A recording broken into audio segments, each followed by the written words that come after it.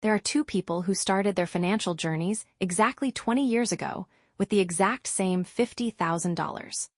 The first man took his $50,000 and used it as a 20% down payment to buy a $250,000 rental property, taking on a massive $200,000 mortgage liability to leverage his gains. The second man took his exact same $50,000 and dumped it straight into a low-cost, diversified stock portfolio, tracking the broader market, using zero debt and seeking absolute passivity. 20 years later, the real estate investor owns a physical house, but spent 2 decades acting as an unpaid property manager, dealing with middle-of-the-night emergency calls, expensive maintenance repairs, vacancies, and heavy interest fees paid to the bank. Meanwhile, the stock investor never received a single phone call, fixed a broken toilet, or paid a dime in property tax.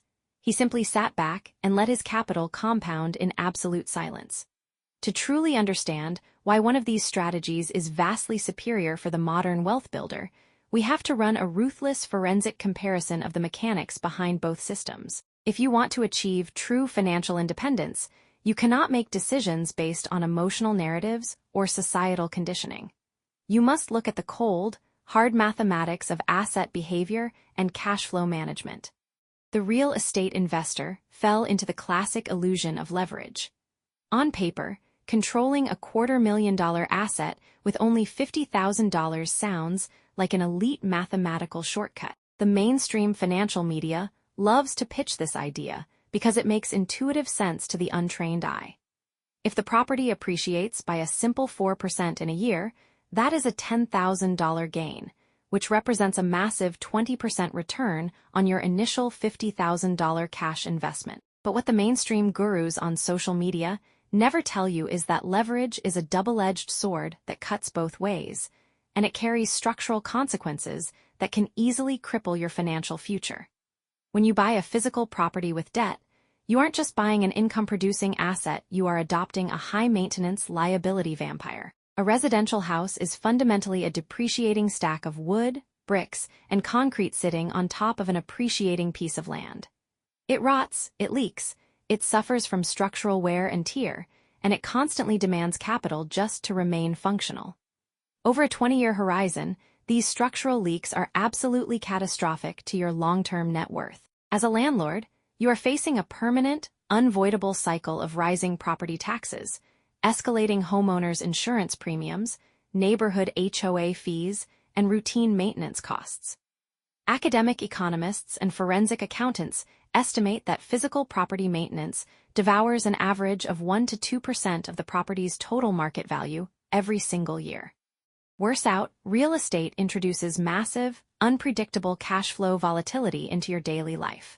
When a tenant suddenly breaks their lease, loses their job, or damages the interior drywall, your rental income drops to zero instantly. But the commercial banking institution does not care about your empty house or your troublesome tenants.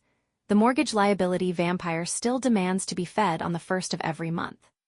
This structural reality forces you to use your primary day job salary or your personal emergency savings to cover the bank's monthly note, creating intense psychological stress and financial vulnerability. By the time you finally reach the 20-year finish line, your true net profit has been heavily eroded by the hundreds of thousands of dollars you bled out in bank interest, structural repairs, closing costs, administrative fees, and future realtor commissions.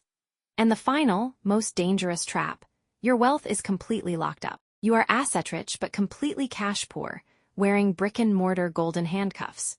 If a life-or-death financial emergency hits your family tomorrow, you cannot liquidate a single bedroom or a fraction of the kitchen to pay a pressing bill. You are forced to take out a new loan, crawl back to the bank, pay thousands in processing fees, or put the entire property on the market and wait months for a qualified buyer to close.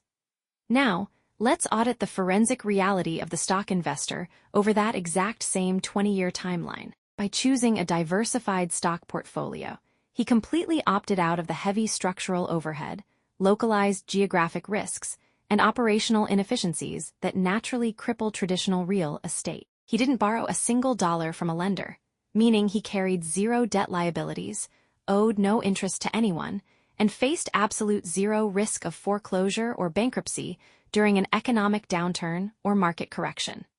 The primary risk in the stock market is not structural. It is purely psychological. It is the emotional discipline and mental fortitude required to watch your portfolio fluctuate during a macroeconomic recession without panicking and selling your positions. But because the stock investor had zero monthly maintenance costs, zero banking interest fees, and zero property management expenses, every single dollar his investments generated through corporate dividends and capital appreciation was automatically reinvested back into the market. It functioned as a friction-free, perfectly sealed compounding machine. Historically, the broader stock market delivers a steady average annual return of 9% over long-term horizons.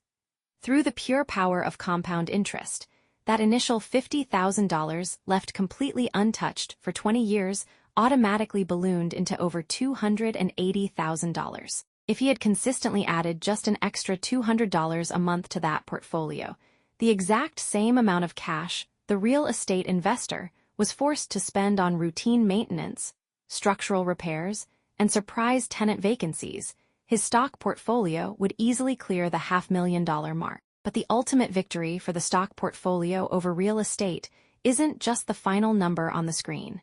It is the absolute luxury of liquidity and geographic freedom. The stock investor owns an elite asset class that can be monitored, managed, and accessed from a smartphone anywhere on the face of the earth. If an incredible new private business opportunity arises or an unexpected personal crisis strikes, he can open his brokerage app, click a single button, and liquidate $50,000 worth of equities within 48 seconds. The cash hits his checking account almost instantly, giving him total financial agility, zero transaction friction, and complete peace of mind.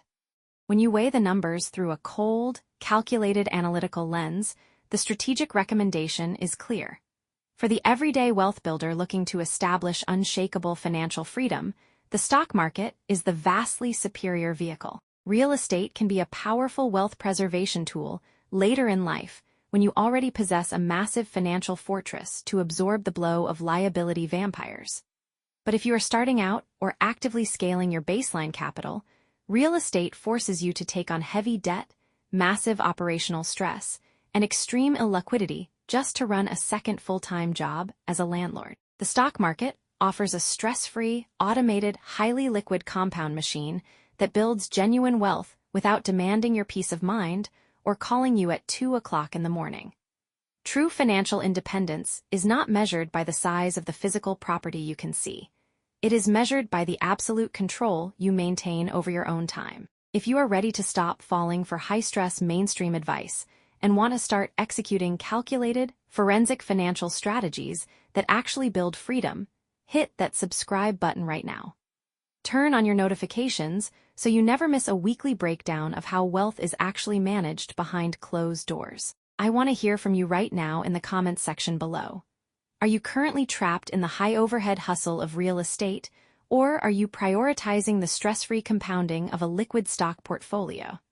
Drop your specific strategy, be honest about your hidden expenses, and let's start a debate below. Stay intentional, protect your liquid capital, and I will see you in the very next video.